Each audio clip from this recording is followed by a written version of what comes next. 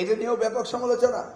আমি স্টেক হোল্ডারদের সাথে বসলাম, মাননীয় প্রধানমন্ত্রীর নির্দেশে প্রায় 700-800 স্কুলের শিক্ষক, প্রধান শিক্ষক, প্রিন্সিপাল, ছাত্রছাত্রী, অভিভাবক সকলের সাথে মতামত দিতে বসে দেখলাম একজনও অনলাইন এডুকেশন চায় না।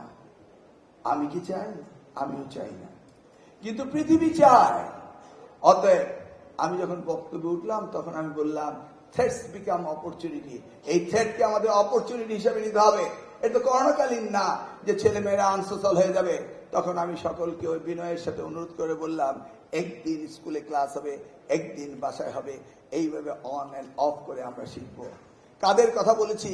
ঢাকা শহরে অ্যাফ্লুয়েন্স সোসাইটি, যেখানে ধান্যাঢ্যের ছেলেমেয়েরা পড়ে, একজন ছেলের জন্য 3 জন শিক্ষক, পাশাপাশি 2 গাড়ি ড্রাইভার যেখানে থাকে, কত না জ্বালানি যায় শুধু রাস্তায় ট্রাফিকের জন্য। উনারা যদি বলেন যে আমার ছেলে মোবাইল হাতে নিলে, ট্যাব হাতে নিলে বেপথে চলে যাবে, যারা 3 জন করে টিউটর রাখতে পারেন তাদেরকে এই কথা মানায়? আমি তো আপনাদের কথা বলিনি। যদি সিলেটের শহরে ট্রাফিক জ্যামের জন্য এমন কোন স্কুল হয়ে থাকে যেখানে অ্যাফ্লুয়েন্স সোসাইটির ছেলেমেয়েরা পড়ে, তাহলে সিলেটের ট্রাফিক জ্যাম হলে সেই স্কুলের কথা আপনি বলতে পারেন নাকি?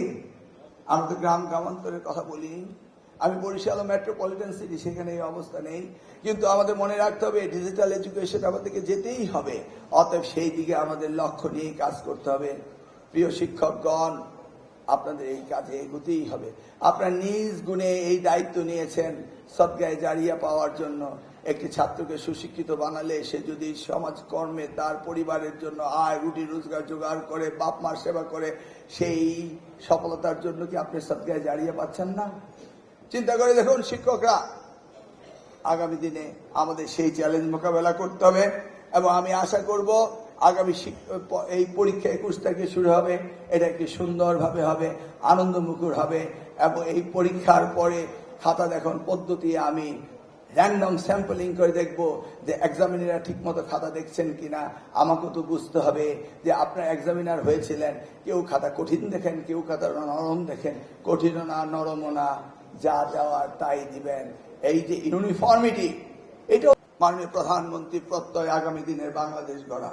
আগামী দিনে উন্নত বিশ্বের সাথে তাল মিলিয়ে তো আমাদের চলতে হবে।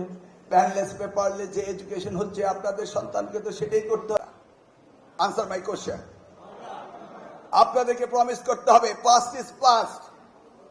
বিগত সময়ে সরকার কি করেছিল? 2টি কলম দিয়েছিল, একটি কালো একটি লাল। খাতায় লিখে দিতে হতো, না হলে প্রশ্নপত্রে রিপিট করে খাতা ভরলেই মার্ক দিতেন। সেই কথা তো আমরা জানি নাকি? এখন তো আমরা তা বলছি না।